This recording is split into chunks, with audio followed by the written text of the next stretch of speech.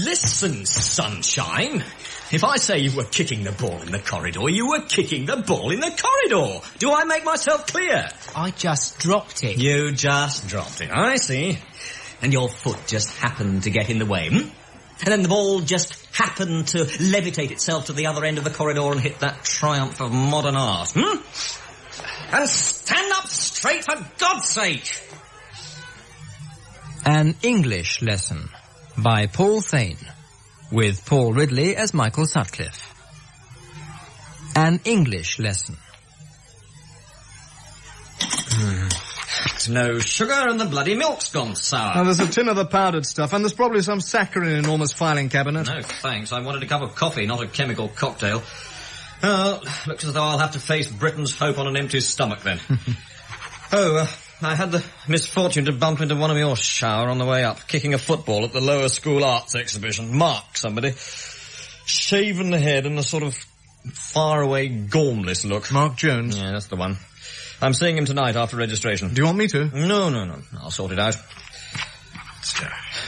You're being remarkably diligent this morning, Michael. Essays for 5H. Should have finished them yesterday. Let's have a look, then. Alan Rooks has some interesting views, as you might expect.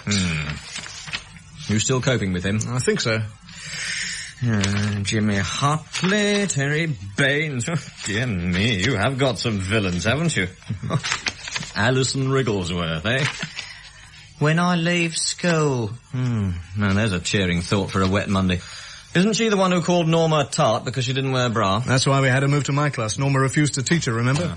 Morning, fellow sufferers. Morning, Danny. Any coffee? Coffee, yes. Milk and sugar, no. Oh. Well, shouldn't complain, I suppose. One more week, and all this will be mere memory. Ghostly images to relish as I luxuriate in well-earned retirement. You've been reading Dylan Thomas again. Oh, now, Arnold, no sour grapes, please. You've only another 25 years to do. It'll soon pass. Is there no powdered milk? Behind the dictionaries. No, Arnold. I look forward to my twilight years in the certain knowledge that you and Michael are continuing the good fight, raising the masses into the golden splendor of enlightenment. You know, Danny, I've always admired your unfailing gift for cliché. You should have been a headmaster. Very kind of you to say so, Arnold. But of course, the true genius of the cliché was our former headmaster, a certain Dr. Alfred Hedgegrove. Bit before your time, this, Michael. I think the poor man died of a broken heart when the school went comprehensive. Anyway, when I first came to the school, being totally inexperienced, I was, of course, given the worst timetable and the most difficult classes. Well, dear old Alfred, sensing my imminent nervous breakdown, kindly took my fourth year, you see. But amazement soon turned to admiration as he read them page after page of Dickens. Oh, God, this is revolting. Anyway, within 10 minutes, he had the entire class all riveted with sheer boredom. Perfect silence, perfect control. None of your progressive education nonsense with him. Excuse, sir. The careers man's waiting in the office. Thanks, Mary. Do you think you could bring him up? Oh, just come up, sir. And you'll just have to go down again, won't you? Oh, sir. Go on. Oh. Careers man? Michael's preparing them for the big world outside. Always one for a challenge, eh, Michael? Looks as though Norma's late. Again. Hasn't she phoned? No, probably the buses. Or another dose of flu. I saw her Friday night outside Woolworths, flogging her socialist worker. Pouring with rain it was. Now there's commitment for you. Subversion, more like. She catches a cold, then takes a week off on full pay. I don't know. Bloody buses. All half an hour late. And then full when they do arrive. Morning, sweetness. Good of you to join us. Oh, cut it out, Arnold. It's hardly my fault. Where's that damn register? Allow me? Oh, thanks, Dad. Well, dear colleagues, shall we face the savage hordes?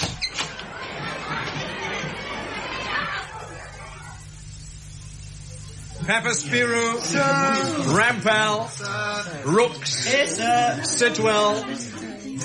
Pablo, you wouldn't happen to know what's wrong with Titwell? Oh, I don't know, sir. Well, if you do happen to bump into him and he's bunking off, as I strongly suspect, you might warn him that the welfare officer plans to have a chat with his mother, if you take my meaning. Sir. Just don't let it be said I didn't give him fair warning. All right, that's enough. I've nearly finished. Alison Wrigglesworth? Sir. Fine. Right, you lot, quiet, please. Mark? I'm not sitting here talking to myself. I'm just telling him, sir. Well, just tell him in your own time, eh? Won't take a minute, sir. You know, Mark, So if your brain was half the size of your mouth, you'd be a genius. Yeah, that's right, Mark, like me. If you pay attention for once, you might surprise us all and actually learn Oh, something. that would be a change. Jonesy, just shut your stupid mouth. You're going to make me, Rooksy. All right, that's enough out of both of you, and I don't need you to stick your oar in, thank you, Alan. Oh, he makes me sick, Yeah, sir. well, you make me sick, And sir. you're both making me sick. Now, that's enough, right? Okay. Now, as you know, these last few lessons we've been talking about jobs. Yeah, what you lot are going to do when the great day arrives for you to leave your beloved school. Yes, that's right, Mark. School days are supposed to be the happiest of your life, so you can imagine how bad the rest are going to be. Ah, funny. Anyway, in common with many other teachers, I've never actually left school myself, so I don't feel particularly well qualified to advise you lot. So I've asked the careers officer, Mr. Jarvis, to come and have a chat with you. Well, where is he He's on his then? way up. Now, I shouldn't have to remind you how important this is. Just hope you've all prepared some intelligent questions. Mr. Jarvis. Thanks, Mary. It's all right, sir. Sorry I couldn't meet you myself. Oh, perfectly all right, Mr. Sutcliffe. I'm pleased I had Mary to guide me there. All right, Mary. Well, this is 5H, and most of them will be leaving at the end of next term. Fine. Let's get cracking then, shall we? Now, you've all no doubt seen on the television and read in the papers, it's not the best of times to start looking for a job, especially your first. So I won't stand here and pretend that it'll be easy.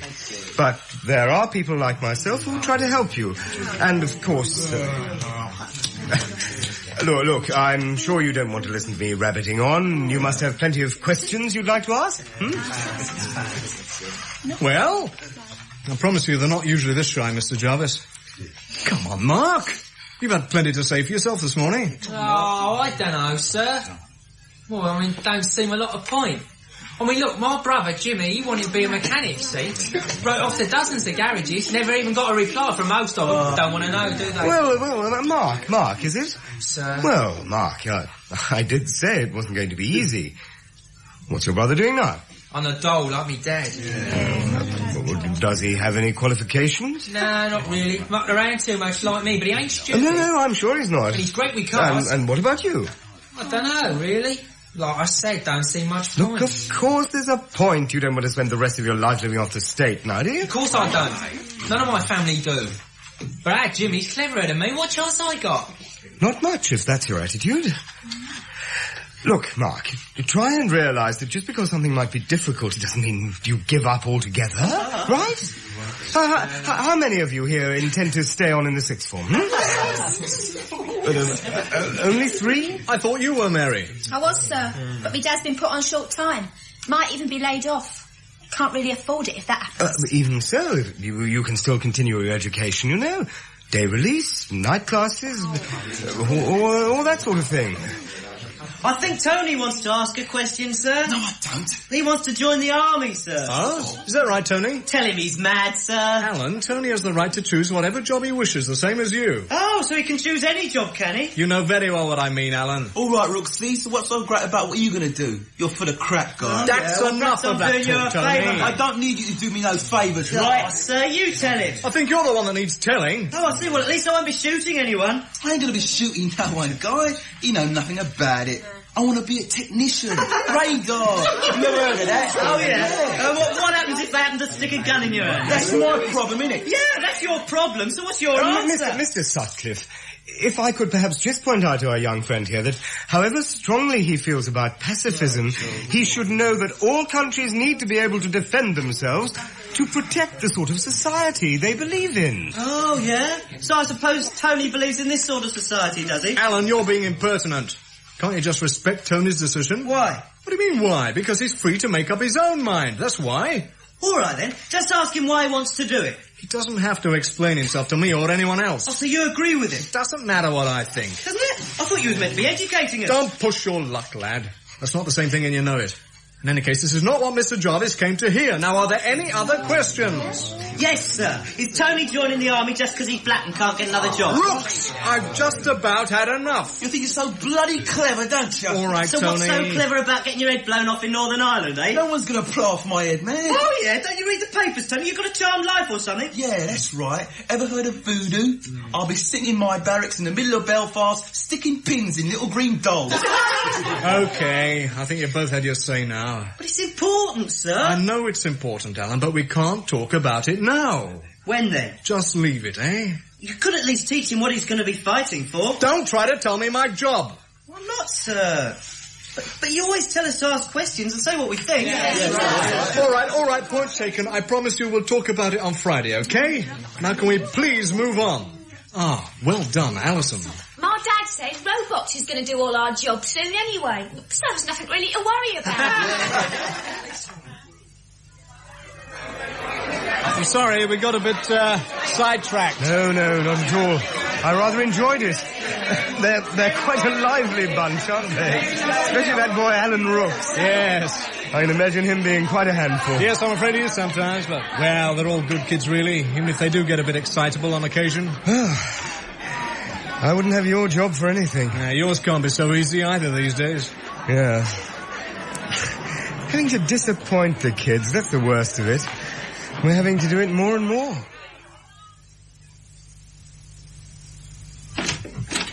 Ah, Michael, come in. Have a seat. Thanks. Arnold said you wanted a word. Yes, I do. And how's everything in the English department? Fine. The new literature course going down all right? Seems to be. Some of the coursework's quite excellent. Good. I hope I'll soon be seeing some of it. Of course. Never been the sort of headmaster who keeps himself locked away. I do like to be kept in touch. Yes. I suppose Danny's still counting the days to his retirement. He'll be very sad when he does leave, I do know that. Oh, quite. 30 years is a long time. He used to be a coal miner, you know, down in the Rhondda Valley and all that. Emergency training program after the war. Produced some fine teachers. Still, it's... Michael, it's about your registration form. Now what? Oh, no, nothing like that for a change. You're doing a fine job there, Michael. They were never the easiest of groups. No, it's just that, I've had a letter from Andrew Jenkins, his father. Oh, yes. Apparently, you had someone from the Youth Employment Office to talk to them earlier this week. That's right. And somehow the discussion got around to the Army and our involvement in Northern Ireland. I'd hardly have called it a discussion. Tony Camerbatch wants to join up and, Alan Rooks started... and there was some sort of argument? No, not really. Alan quite reasonably pointed out that they all knew very little about the issues and that we perhaps ought to discuss it. Of course, with Mr. Jarvis being there, we agreed to talk about it later. I see. Well, apparently that little discussion upset young Jenkins rather a lot. But I don't think he said a word. No, perhaps not. But according to Mr. Jenkins's letter, you don't seem to have contradicted Alan Rooks's notion that anyone who joins the army is, less than sensible. I certainly don't recall agreeing with him either. So you took a neutral position. If you like. Yeah, you see the problem there, don't you? Well, frankly, Headmaster, no, I don't. Look, Michael, I know how some members of your department are committed to dealing with certain sensitive, controversial issues, abortion, race relations, and so forth. Are you saying you'd rather they didn't? I think that's being rather unfair, Michael. The days when English teaching was entirely circumscribed by Dickens and Shakespeare are well and truly gone, I'm pleased to say. In this school, at least. But if we really want the syllabus to be more relevant, it demands a great deal more care. I assume you're implying... I'm not implying anything. Now, just let me read you part of Mr. Jenkins's letter. Because Andrew tells me that Mr. Sutcliffe intends to discuss further the army and its role in Northern Ireland, I thought it important that you should at least be aware of the situation. Whilst I am not qualified to comment on Mr. Sutcliffe's abilities as a teacher, I should have thought it wiser for him to confine his pupils' interests to education and not politics. The man's a fool. Michael, I have no particular wish to interfere with day-to-day classroom teaching. But I do have a very clear responsibility, not only to the pupils, but to their parents and the education authority. Obviously, from time to time, there will arise a conflict of interest. I see. I don't want to dictate or impose. But you'd rather I didn't give the lesson? I'm not saying that at all. We share a very real responsibility in trying to help the children understand our society's problems. But... Michael, there is a different sort of responsibility required when telling a child the capital of India than there is when explaining the complexities of Northern Ireland. I had realized that. Let me try and put it another way. I'm sure it's no secret to anyone that Norma's political views are, shall we say, to the far left. But so long as her teaching is confined to the use of the pronoun or whatever, that's fine. But I tell you in confidence that I've had to speak with her on several occasions as a result of complaints from parents. Now, I know that you don't share Norma's views. Look, all I'm trying to say is, please, be careful. Of what, precisely? I do think you are making this unnecessarily difficult. I'm sorry, but do you mean it's all right for me to discuss Northern Ireland provided I say the right thing? That does rather beg the question, though, doesn't it? What I'm talking about, Michael, is professional teaching. And not using the children as some sort of captive audience for any teacher to stampede his or her personal hobby horse all over. And the last thing I want to see is a teacher's job being threatened by some journalist on the lookout for a cheap headline. Do I make myself understood? Perfectly. If that's all, Headmaster, I've a meeting to attend. No. There is one further point. Andrew has an elder brother, Peter, an ex-pupil of the school. Well, Peter is at present serving with the army in Belfast. I didn't know that. Perhaps now you can understand Mr. Jenkins's attitude a little better. And I shouldn't expect Andrew at your lesson tomorrow. Mr. Jenkins says he feels obliged to keep the boy at home. Oh, no. Oh, it's you, Norma. Where is everybody? Thought we were having a meeting. Cancelled. What with Barbara being off sick and Michael having to see the head, Arnold thought we could all use an early night. Suits me. What's Michael seeing the head for, anyway? You mean you don't know? You're usually so well informed. Stop games, Danny. If you don't want to tell me, just say so. I honestly don't know. But he's left his briefcase, so if you're that anxious, you'll be able to ask him yourself. Well, at least we've been spared Arnold's liberal claptrap about the deprived urban child. Oh. You know, Norma, Arnold may not have been blessed with your political sophistication, but where the kids are concerned, his heart's always been in the right place. Oh, yeah. Well, you know what the road to hell's paved with, don't you? Intolerance? I see. You're in one of your moods, are you? Not at all. You just sometimes forget you don't entirely have a monopoly of care and concern in this place. Care and concern? Yes. I simply wish he didn't make such a virtue of filling tomorrow's minds with yesterday's ideas, that's all. Has it ever occurred to you, Norma, that you might be doing the same? Have I interrupted something? Good grief, Norma. You look as though you've just stepped out of a car crash. Do I, Michael? That's nice to know. Oh, dear. Like that, is it? Well, I'm having some coffee. Anyone else? No, thanks. I was just going. Danny? Please. Thought Arnold was giving his talk on remedial reading. Not tonight. Your meeting with the head let us off the hook. What did the great man want, anyway? Oh, you may well ask. Danny, do you remember a boy called Peter Jenkins? Left school about 4 or 5 years ago. Indeed I do. Right little sod he was. Bone idle. Damn good centre-half, though. Yeah, well, I shouldn't think he plays much football now. Apparently he's with the army in Belfast. Is he now? Yeah. Don't you have his younger brother in your form? Andrew, is it? That's just it. Some of the kids wanted to talk about Northern Ireland, and the father's written to the head saying he doesn't think it a very good idea. You know, keep politics out of education. Never thought you'd be interested in Northern Ireland. I wasn't particularly. It's just that Tony Camerbatch has decided he wants to join the army. Camerbatch? Yeah, Camerbatch. So what did the head say about the letter? Well, he's concerned, naturally. And he wants you to cop out. I'm not copping in or out of anything, Norma. So you'll give the lesson? He didn't say I couldn't. Well, he's not that stupid, no, is he? Unlike you to stick your neck out there. We wet Liberals do have some principles, you know. So what'll you tell them? Tell who? The kids. What'll you tell them? Norma, I'm not usually in the habit of discussing my lesson content with you. All right. Just wondered what line you were going to shoot. Nor am I in the habit of shooting lines. We're just going to discuss some of the issues. Oh, yeah, like what, exactly? Interrogation by torture? The H-blocks, those issues? Or will you tell them all about the brave British squaddy defending freedom and democracy in the Emerald Isle? You think you've got all the answers, don't you? At least I asked some of the right questions. Oh, really? Well, just who the hell gave you permission to change the world anyway? I'm not interested, right? I'm just trying to do my job, nothing more. So just drop it, huh? Well, if you're incapable of having a rational argument... Rational argument? Norma, I have no intention whatsoever of doling out the self-righteous bigotry you and your friends employ in pursuit of the common good. Is that clear? Perfectly. But what was wrong with fanatical feminists from lunatic left? Or would that have been just a little too obvious? Good night, Danny. Night, Norma. Me and my big mouth. She'll soon get over it. Thought you were making coffee. Sure. She's right about one thing, though. It's not like you to get involved with politics, especially something like Northern Ireland. Yeah, well, the kids won't think much of me if I back out now. That what you want to do? No. No, of course I don't. But it would be a whole lot easier to believe it was none of my concern. Oh, I just don't know, Danny. Well, I don't know either, Michael.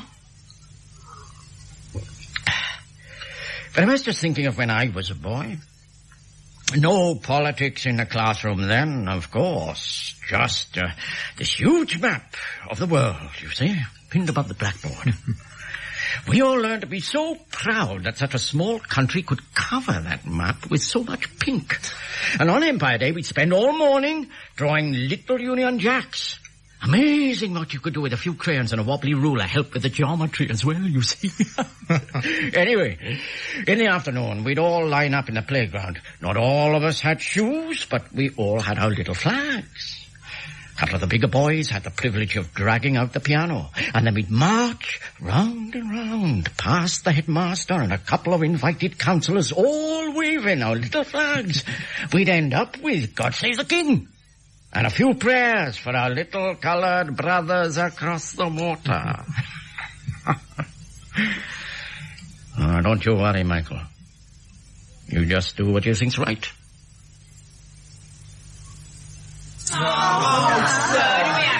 Yes, Mark, we do. Oh, just because Brooksy wants to do it. Shut your ignorant mouth, Jones. That's enough. We agreed to talk about this, and talk about it we will. Oh, but sir, what do we want to know about all that for anyway? Don't you care at all about the sort of world you're going to be living in, Mark? Oh, nothing I can do about it, sir. Anyway, it's boring. Yeah, that's right. Everything's boring, isn't it? Except Chelsea, of course. And television. And sex, sir, don't forget that. All right, that'll do. Oh, yes, Mark, life's one big laugh, isn't it? Just hope you manage to keep your sense of humour when you're trying to find a job or somewhere decent to live. I'll do all right, sir. Well, I certainly hope so. Anyway, let's get on with it. Can't we have a vote on it, sir? Vote on what? Whether we talk about Ireland or not. I've just told you. We've had votes before. You always say... I don't care what I said. We're going to have this lesson as agreed. That's not democracy, sir. That's right, Mark, it's not. Just goes to show you can never take democracy for granted. That's one valuable lesson you've learned today anyway. Get on with it, sir. Okay. Right.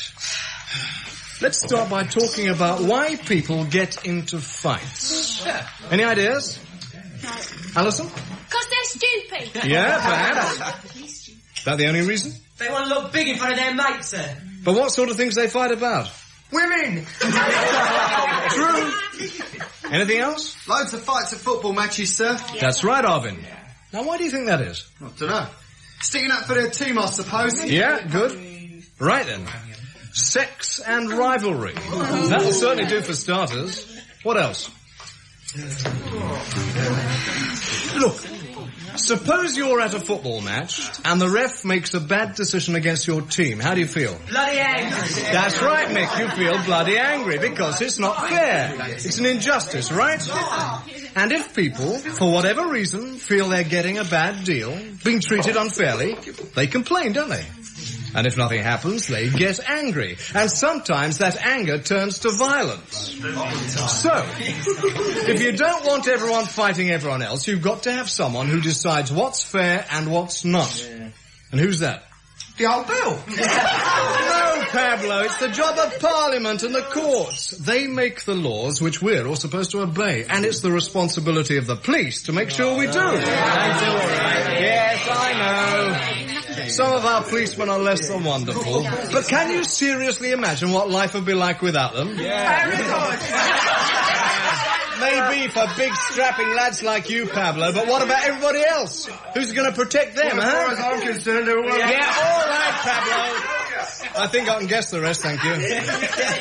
But your idea of paradise isn't going to happen all by itself, now is it? So what are you going to do about it? Huh?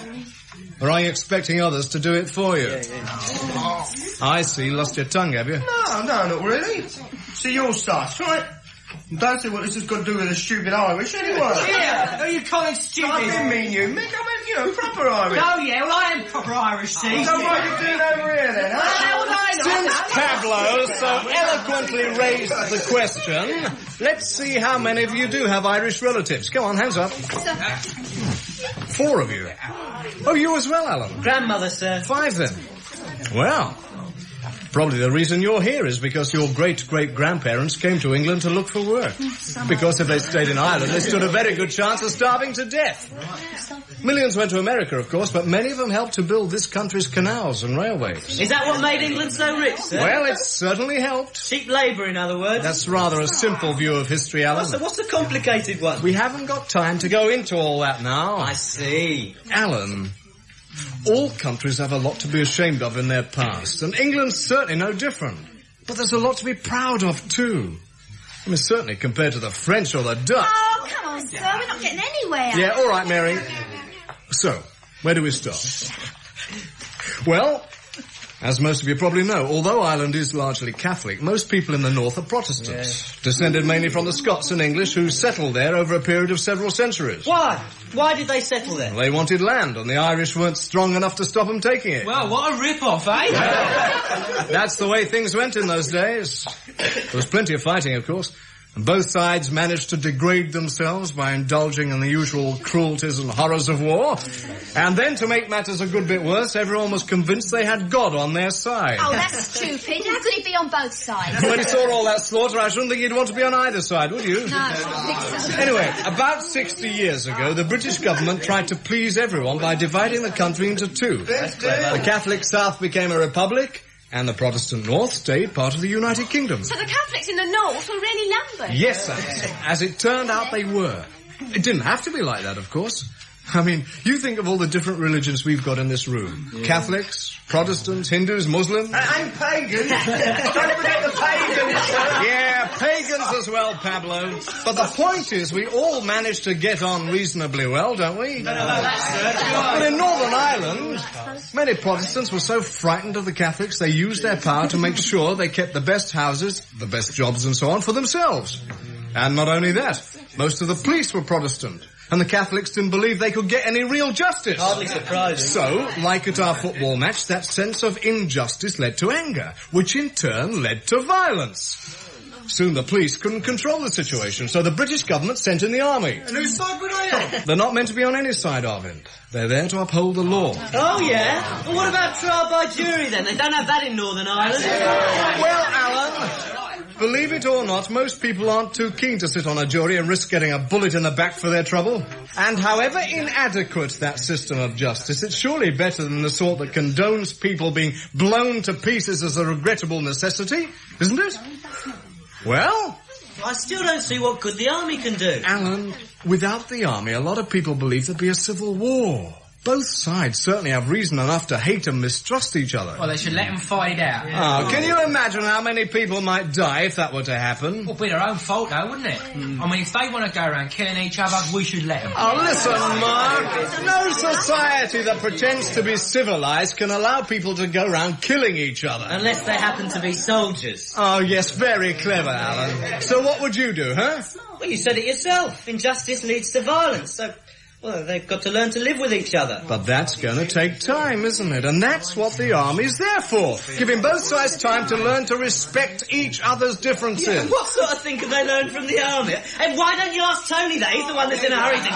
Leave me out of it, will you? Leave you out of it? You're bloody volunteering for it. Alan, if Tony doesn't want to talk about Just it... keep your nose out, eh? Well, if you're man enough to pick up a gun, you should be man enough to talk about it. You really try my patience, Ruxy. Yeah, well, you're going to need plenty where you're going, mate. Alan... Well, it's true. The bloody Irish can't understand themselves. So what the hell are they going to make of him, mate? That's enough. Oh, yeah, you go on. Yeah, let him cop out of it. Just you remember who you're speaking to. No, I haven't forgotten. I just want to be taught why it's a good idea for him to join the army. It's not my place to say whether it's a good idea or not. Why's that then? Now you're being offensive. Wouldn't let him get away with that, sir. And that's enough out of you as well, lad. You get off my back, Ruxy. All right, Tony. Nah, sir, he started it. It's all right for him. He'll find himself some nice, cosy little number somewhere, no problem. But what sort of shit job can I expect, eh? Watch your language, Tony. Why don't you go back to Jamaica then? You don't have to stay here. It's all right, sir. It's all right. That dummy don't bother me. I'm British, same as him. I was born here. So what have you got against dying here? Oh, you know, man, you're so sharp. You're going to cut yourself real bad one day. You're getting my nerves, Alan. Always going on about what a bad deal we black kids get, as if we didn't know, as if we couldn't speak up for ourselves. It's just so easy for you, though, isn't it? Well, I've seen what happens to my mates when they leave school. They get so bored, man, just hanging around. Then the police starts picking on them. It's bad, you know? Real bad. I don't want none of that. Okay then, Tony. If you really want a bundle, why don't you go to South Africa? I've bored you, Ed. Alan, wait outside. Or don't your black brothers pay as much as the British Army? Or are you just being patriotic? Mary, go and fetch Mr. Webster. What's the matter, Tony? You want to fight, so let's have a fight. Come on. Tony, sit down. Sit down, please. Say what he said. Tony. Come on, Tony. No need to go all that way for a bit of action. What's the matter? Surely you don't need a reason. Or is it because you haven't been trained yet? Is that it? Need orders, do you? All right, then. Get up! Get that fader in, Sam! Twist it, man! Twist it! What on earth? You boy, move! Get a hold of him, Mr. Williams. Leave me alone, come in. You stupid bastard. 100 years ago, they'd have had you picking cotton. Now they let you carry a gun. Oh, well, congratulations. You're really making progress. You're going to let him talk to me like that? No! No, I'm not. It's all right, Mr. Webster. Alan, go and sit down. You as well, please, Tony. You shouldn't have let him talk to me like that. Nobody talks to me like that. Nobody. I'm sorry, Tony. Just sit down, huh? You all right, Michael? Yeah, I'm fine. What do you want to do about it? It's all right, Arnold. I'll sort it out. Well, if you're sure. Yeah, I'm sure. We'll leave you to it, then. Yeah. Thanks, Danny. Okay.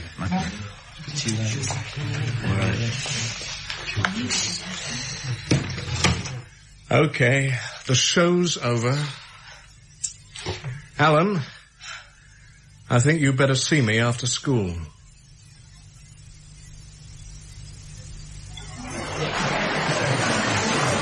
What are you going to do about Brooks, then? I don't know yet, Arnold. Been nothing but trouble, that boy. By rights, of course. Should have him suspended. Maybe. Well, you were warned, Michael.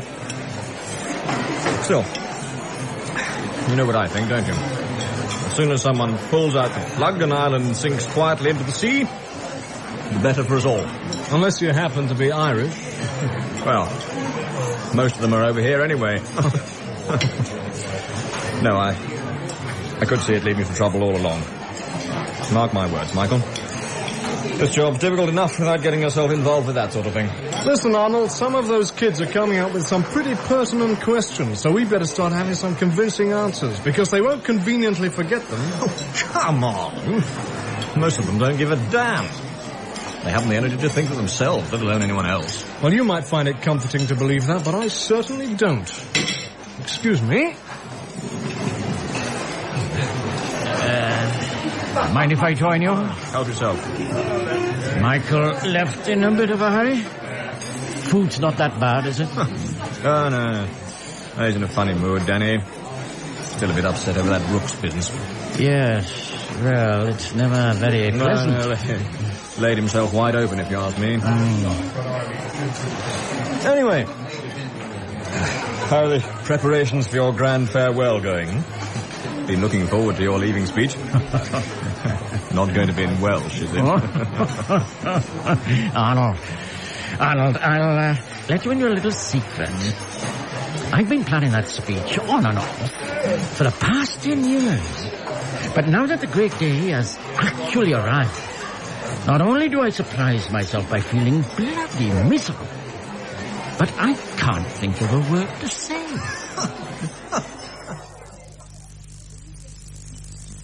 I suppose you heard what happened this morning? Arnold did mention it. I bet he did. Turned out to be a right shambles. Never again, though. I see. Going back to slopping out the usual old porridge, then, are you? What's that meant to mean? Oh, you know. Open your books at page 89, answer exercises 1 to 14, and for God's sake, keep quiet. I don't think that's very fair. Don't you? Well, I'm sorry, Michael, but I've never been very strong on tea and sympathy. I've noticed. So what exactly were you hoping to achieve this morning? I don't know, Norma. But you seem to have all the answers. You tell me. Your own personal contribution to a better world, was it? I'd have thought that was more in your line. I had something a little more modest in mind. You know, a faint glimmer of understanding, perhaps. Understanding? In one lesson? You're either very arrogant or very stupid. At least I tried. All right. You get a big gold star for effort. So what? Just leave off, will you? I've had enough today. Yes, well, I've had enough most days. And since we're on the subject, I might as well tell you I'm getting a bit pissed off with this pantomime you seem content to call an education. You see, despite all the fine words, the great debates, it seems to me that all we're doing is producing organised failure. A regimented sham hiding behind hollow altruism. Very lyrical, Norma. Was that all? That's right. Make a joke of it. Feed the kids in one end, sift them, grade them, churn them out the other, give the lucky ones their precious bits of paper. As for the rest, well, soon they're not going to be needed anymore, are they? Not for much longer. Who needs cheap labour when you can have cheap machines instead? Oh, come on. What's going to happen then, eh? The only hope these kids have got is if we help them understand what's happening. And how many of us are doing that, Michael? I've heard it all before, Norma. In which case, I shan't bore you any longer. Here we go again. I know your parents pay their rates, Arvin, so do I. But I can't give you a book I haven't got now, can I? I have to share them with Mr. Williams. Surely the school library's got a copy? I've already tried, it's out. Yeah, all right. Look, leave it till tomorrow. I'll see what I can do. Oh, thanks, sir. Good night, sir. Good night, Arvind. And don't forget that essay. Yeah, all right. You wanted to see me, sir? Sit down, Alan. Well, I hope you were pleased with your little performance this morning. Not quite what I'd expect from someone of your intelligence. Well, I'm sorry. Oh, well, if you're sorry, that's all right then, isn't it? What more can I say? A reasoned explanation mightn't come amiss. I can't explain. Well, you just try anyway. Well, you should have told him he was wrong. He would have listened to you. Alan, I'm a teacher, not a priest. That fight was a deliberate and calculated act of provocation, and I want to know why. To make him see how stupid it all was. I see. So you have a fight to show how stupid fighting is. Very sensible. Well, isn't that what wars are all about? Having fights to stop other fights? It's hardly as simple as that. No, it never is it? Look, let's talk about the real world for a minute, huh? You don't like the idea of an army, right? Right. Well, believe me, neither do I. But it's a necessary evil. We can't do without it. Think of our discussion this morning.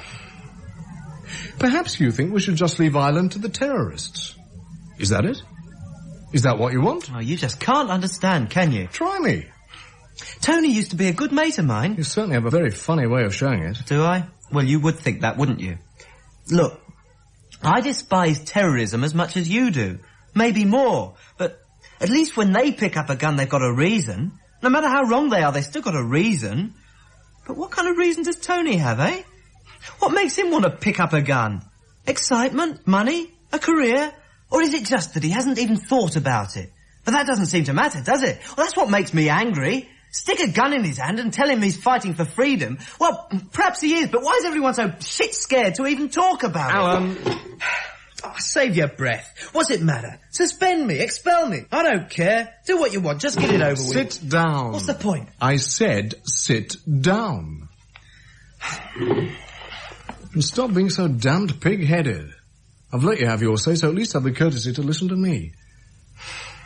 I'm not going to have you expelled, Alan. That would be just too easy for both of us. You're free to leave in a few months anyway. You want me to put myself on the line, don't you? Okay, I will.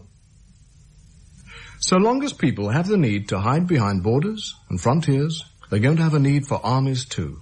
It's as simple as that. Alan, there are thousands of kids like Tony. It's a fact of life. The whole thing makes me as sick as it does you. But it's not my job to tell you what to do with your life. Or to tell Tony either. You have to decide for yourselves. Yes, sir. Only, if we have to decide for ourselves on what we learn here, it doesn't give us much to go on, sir. So I can't see the point of it all, can you? You're not the only one who'd like to live in a perfect world, Alan. But we're a long way away from that. We'll never get anywhere near it through ignorance. Ignorant people make stupid mistakes. So do educated people, but at least they have the means to correct them. To understand the consequences of their actions. To get something out of life. Apart from sitting on their backside, staring at the telly, or watching football, or punching each other's heads in because they can't find anything more satisfying to do. Yeah, but that's what I'm on about. I know it is. But do you think things are going to get any better if people as intelligent as you start knocking the idea of education? That isn't going to help anybody, least of all yourself. It might have all the appeal of the grand gesture, but there's enough ignorance in the world without you adding to it. You can go now. Danny has always been committed to the belief that all children deserve fair and equal educational opportunities. That we must constantly search for the means to realize. I thought you weren't going to make it. Danny would never have forgiven you. I've been with Alan Rocks. Huh? Get it all sorted out then. Yes. It's all sorted out, Arnold. We can all rest easy in our beds for another night. I'll put the lid back on. What? Doesn't matter. I'm all right. Yes, I'm fine, Arnold. Just fine. Each and every one of us. For we must never forget that these are the children that will help shape the world of the 21st century. Well, I'd now like to call on Danny to regale us with an example or two of his famous Welsh wit.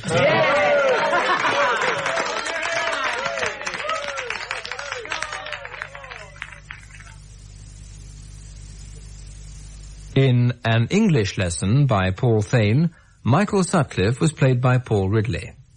Arnold Webster, Crawford Logan, Danny Williams, Hayden Jones, Norma, Teresa Stretfield, and the headmaster, Alexander John.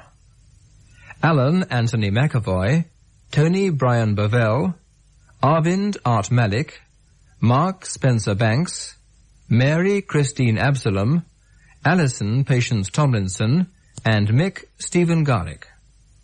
The careers officer and Pablo were played by Sean Probert, and the play was directed by Margaret et al. This video was uploaded to the channel, Thinking Out Loud.